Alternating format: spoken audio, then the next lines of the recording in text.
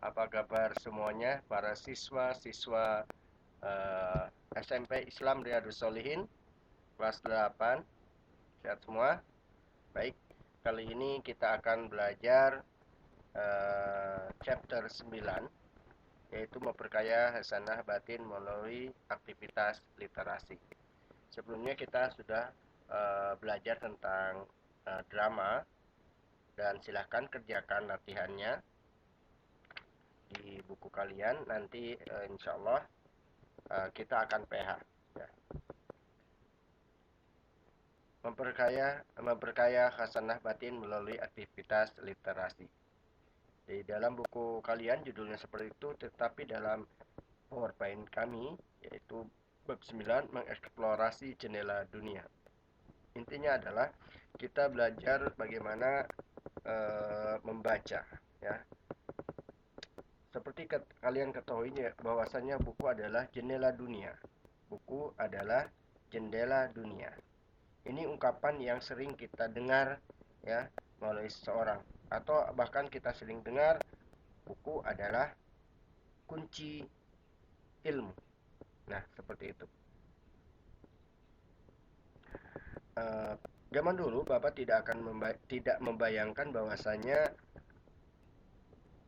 buku akan tergantikan ya dengan gadget ya. Buku sepertinya sekarang sudah tergantikan ya, dan tidak terbayangkan sebelumnya oleh Bapak bahwasanya kalian bisa mengeksplor apa saja di sebuah di sebuah gadget ya, handphone. Pada zaman dulu buku itu sangat berguna sekali ya. Kalau kita ingin mengetahui sesuatu, maka kita harus mempunyai buku atau bisa meminjam buku. Nah,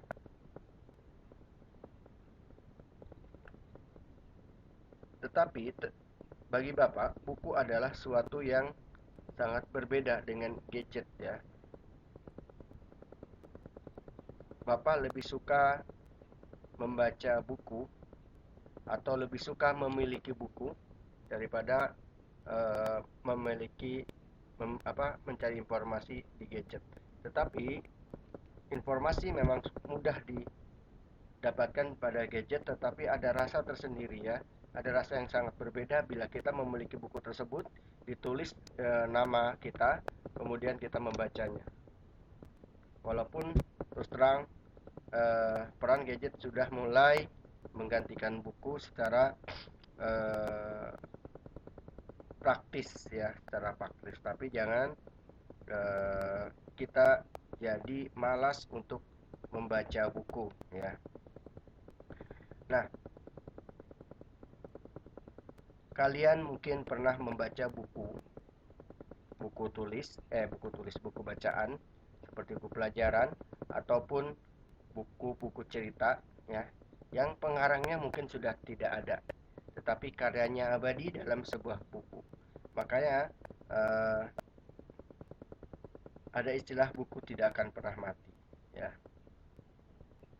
Dan buku juga bisa mengubah kita, perilaku kita ya, menjadi lebih baik atau sebaliknya. Nah, Bapak pernah mengalami ketika setelah membaca buku berpengaruh pada kehidupan Bapak ya. Bapak membaca buku tentang hewan ya, ceritanya fabel atau burung kalau nggak salah. Nah, itu sangat berpengaruh terhadap kasih sayang kita terhadap hewan-hewan yang langka umpamanya. Coba deh kamu baca buku yang seperti itu, nanti akan berpengaruh. Ada juga mungkin bagi seorang muslim ada buku Sahih Bukhari ya, ada buku Sahih Muslim, ada buku Al-Gabair. Maka ketika kita setelah membaca, kita menjadi tahu mana yang benar dan mana yang salah. Tapi hati-hati juga, jangan juga sembarangan kita membaca buku dan mengakibatkan kita menjadi pikiran yang salah ya, karena membaca buku yang salah. Baik, kita langsung explore saja Pada bab ini kita akan belajar menggali informasi dari buku fiksi dan non-fiksi, ya, kemudian membuat peta konsep dari buku fiksi dan non-fiksi, dan ada lagi dua lagi, tapi nanti kita pelajari pada pertemuan selanjutnya. Tibalah saatnya kita akan menggali informasi dari buku fiksi dan non-fiksi. Dalam kehidupan ini, buku itu terbagi menjadi dua. Pertama, buku fiksi dan buku non-fiksi. Atau dibalik, buku non-fiksi dan buku fiksi. Apa itu buku non-fiksi? Buku non-fiksi adalah karya ilmiah yang disusun berdasarkan fakta. Ya. Informasi yang disajikan sesuai dengan kenyataan yang sebenarnya terjadi di kehidupan nyata. Dengan demikian, informasi tersebut secara keilmuan dapat dipertanggungjawabkan. Karena berdasarkan fakta, maka harus dapat dipertanggungjawabkan. Sedangkan buku fiksi, apa itu buku fiksi? Buku fiksi adalah hasil imajinasi yang ditulis dalam sebuah karangan, dan sesuai dengan sifatnya yang merupakan karya rekaan atau karya buatan. Contoh buku fiksi adalah cerpen, novel, fabel, cerita narasi, dan lain sebagainya. Sedangkan buku non-fiksi bisa berupa biografi, buku sejarah, buku pelajaran yang kalian pegang, ataupun karya-karya ilmiah. Bahkan berita di koran, ya, teks berita atau di majalah atau di koran itu merupakan karya non-fiksi. Harus sesuai dengan kenyataan dan dapat dipertanggungjawabkan.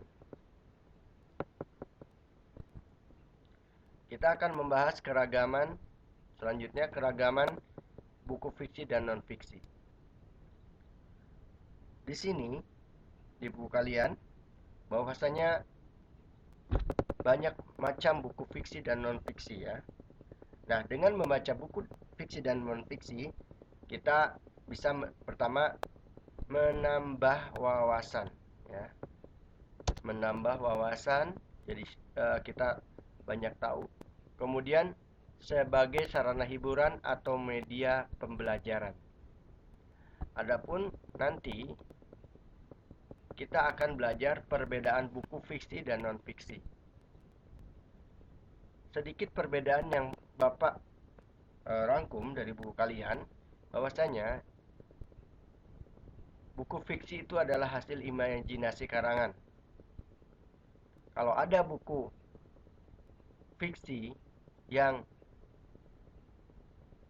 setelah kita baca seperti nyata, seperti ada dalam kehidupan yang nyata, maka buku itu merupakan hasil dari kepiawaian atau kecerdasan seorang penulis dalam merangkai peristiwa, ya. Jadi tetap karangan, tetapi karena pintaran penulis sehingga seperti seolah-olah buku itu nyata. Dan jika ada buku non-fiksi sangat sesuai dengan kehidupan nyata, maka secara keilmuan dapat dipertanggungjawabkan, ya. Ada buku non-fiksi, buku ilmiah umpamanya, tapi sesuai dengan kehidupan nyata, maka itu benar-benar buku yang dapat dipertanggungjawabkan. Akan tetapi, bila sebaliknya, buku non-fiksi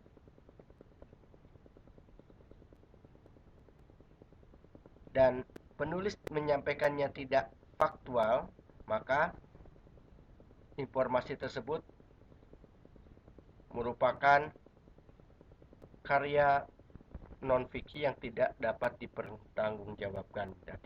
Artinya mungkin batal lah sebagai buku non fiksi.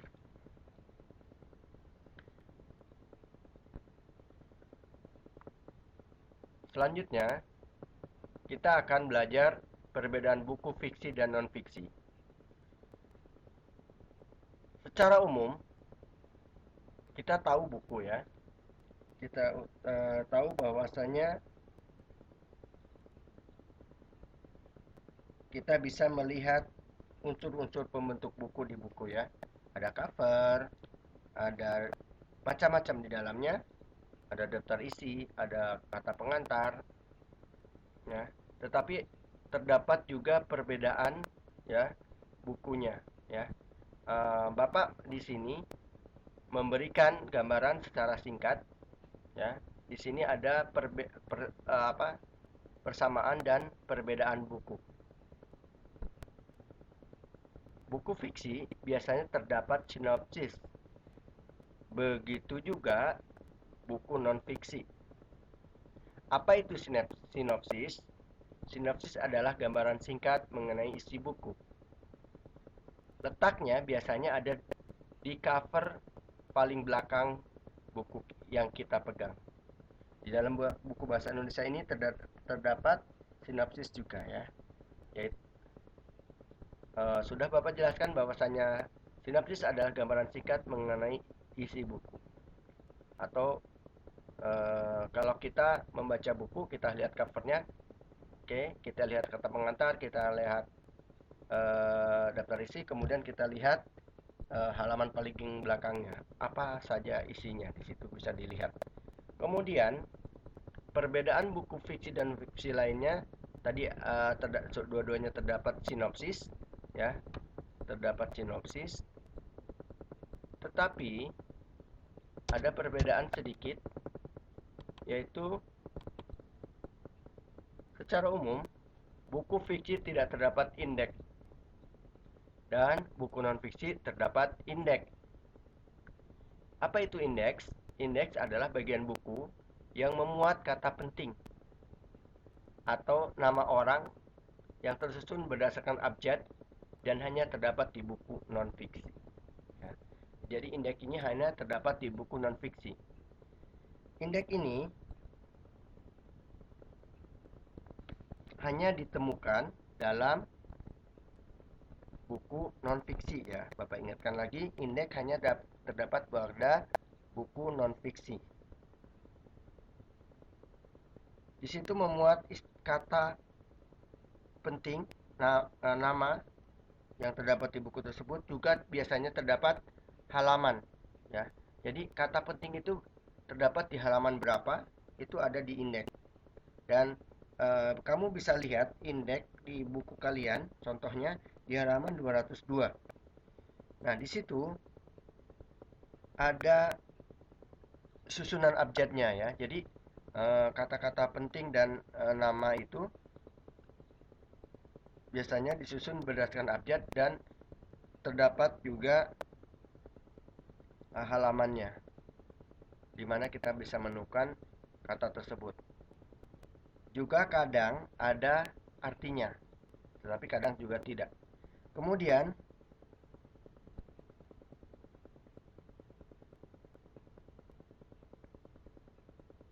jika pembaca membaca, kemudian selesai membaca, dia ingin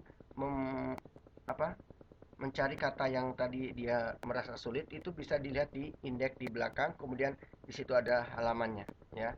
Ini untuk memudahkan pembaca mencari kata yang sulit. Di buku kalian halaman 202, selain indeks, nah setelah kita menemukan kategori indeks, kemudian ada nama orang atau kata penting.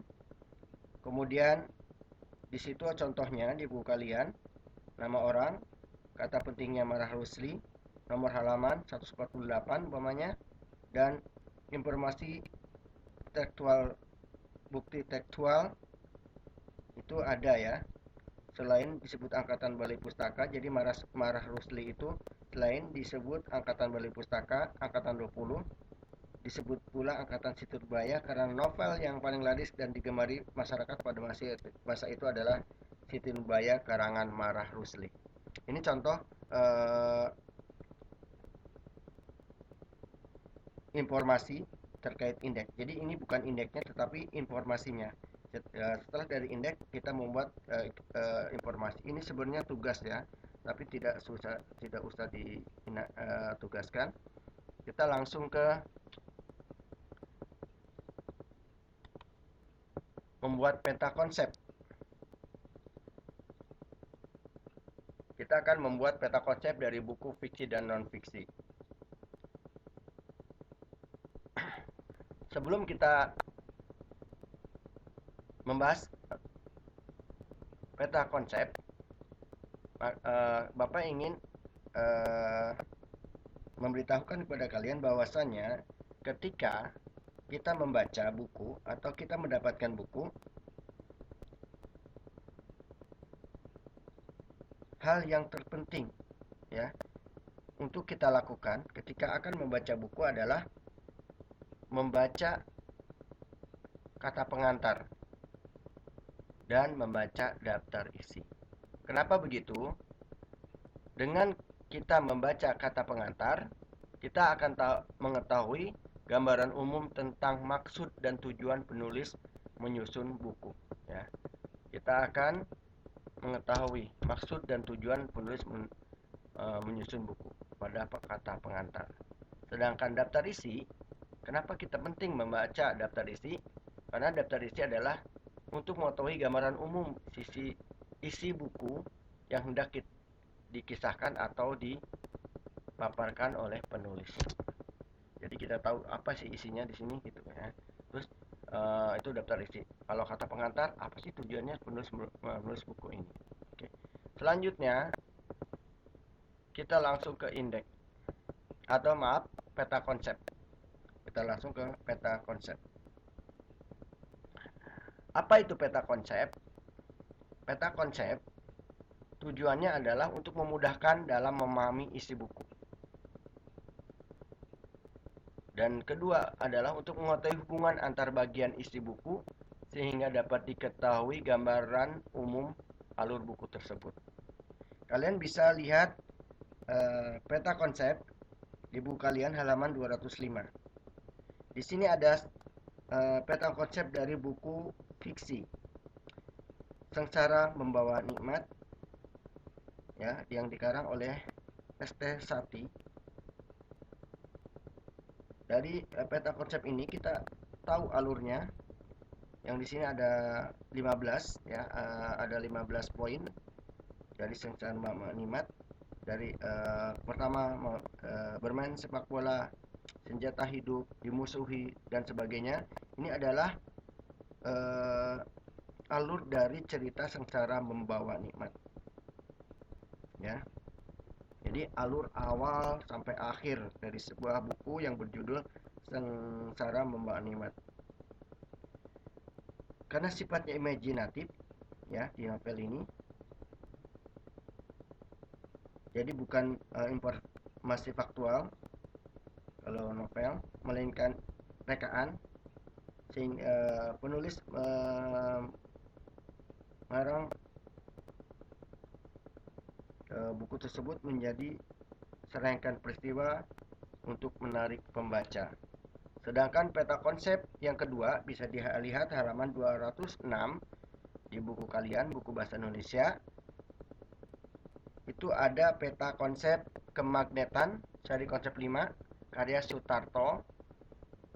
Kemagnetan seri konsep 5 dibagi ke dalam 4 poin. Dan poin-poin tersebut, 4 poin tersebut nanti membelah lagi menjadi berpoin-poin ya. Nah, ini adalah peta konsep yang kalian bisa lihat di buku kalian tadi halaman 205 dan 206. Bedanya peta konsep buku fiksi dan non fiksi. Baik, secara umum di buku kalian 206, peta konsep dari buku non fiksi tentang kemagnetan tersebut. Informasi dalam buku tersebut menggambarkan alur pengembangan ide ya mulai awal hingga akhir sesuai dengan sifat buku non-fiksi yang ilmiah. Informasi dalam buku tersebut bersifat faktual hingga dapat dipertanggungjawabkan kebenarannya secara keilmuan. Nah, para siswa sekalian, kita tadi bisa membedakan antara peta konsep pertama dan peta konsep kedua, yaitu tadi mengenai kalau peta konsep pertama cerita non fiksi yang menggambarkan alur cerita awal hingga akhir, sedangkan peta konsep buku non fiksi tentang konsep fisika 5 kemagnetan menggambarkan alur pengembangan ide, ya. Jadi menggambarkan alur pengembangan ide mulai awal hingga akhir. Jadi sangat cara kerjanya sama, tetapi kita menyimpulkannya nanti menjadi berbeda. Setelah kita tadi mempelajari peta konsep, kita akan belajar teknik membaca. Ini adalah ulangan kalian di kelas sebelumnya, ya kelas 7. Kalian sudah tahu semua bahwasanya teknik membaca itu ada sebuah teknik, yaitu SQ3R, SQ3R atau SQTR, ya. Ini merupakan penemuan ahli, Bapak lupa siapa penemunya. Dan cara membaca ini adalah cara membaca yang efektif. Metode ini pada prinsipnya merupakan singkatan, ya. Jadi SQ3R itu dari survey, question, read, recite atau recall, dan review. Bapak tidak akan membacakan semuanya, tetapi akan membacakan sedikit saja. Survei yaitu memeriksa, meneliti atau mengidentifikasi seluruh teks. Bagaimana membaca ini dengan survei? Jadi kita kalau membeli buku ataupun mendapatkan buku baru, maka biasanya kita akan melihat covernya dulu, membaca judul. Di situ di buku halaman setelah judul biasanya ada identitas buku, kita identifikasi identitas buku. Kemudian membaca daftar pustaka, daftar isi, kata pengantar, kemudian membaca sinopsis buku yang ada paling belakang, ya, cover belakang. Melihat tabel, ya mungkin grafik, mungkin subbab. Jadi ini membaca cepat, jadi kita langsung tahu, oh ini buku tentang ini gitu, ya. Jadi tujuannya adalah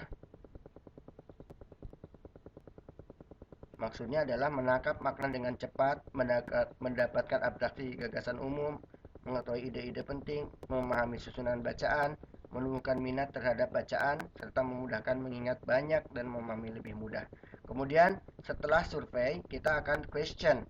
Jadi ketika kita mensurvei, biasanya ya, di hati kita ada pertanyaan-pertanyaan, ya, mengenai judul, subjudul atau lainnya, dan pertanyaan-pertanyaan tersebut biasanya berupa siapa, apa, kapan, di mana, atau mengapa, ya, atau adik Simba, bisa disingkat adik Simba. Kemudian ada read,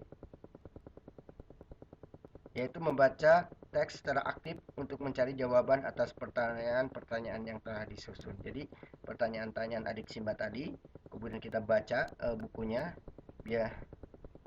biasanya secara intensif, ya, berdasarkan pertanyaan-pertanyaan dalam bentuk judul-judul, kemudian kita baca dan fokus pada ide pokok biasanya, ya. Kemudian ada recite atau recall. Setelah kita membaca, kita recite atau recall, menjawab dan menghafal setiap jawaban yang telah kita temukan.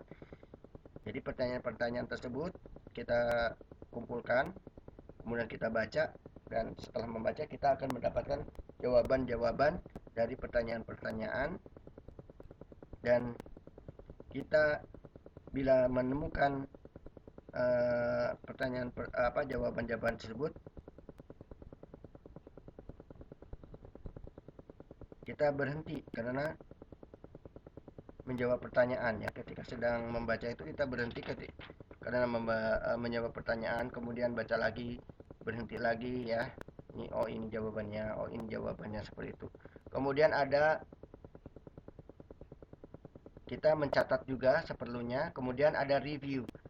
Review adalah meninjau ulang seluruh jawaban atas pertanyaan yang telah tersusun. Jadi kalau tadi dibacanya intensif pada read, kemudian dalam proses read itu ada reset dan recall, maka setelah kita selesai membaca, maka akan kita mereview atau mengulang, meninjau ulang terhadap isi bacaan ya, menelusuri judul, subjudul, dan jawaban atas pertanyaan. Atau bisa juga dengan menemukan ide-ide pokok penting yang perlu diingat. Dan membaca di review ini bukan membaca seluruhnya ya, tetapi membaca secara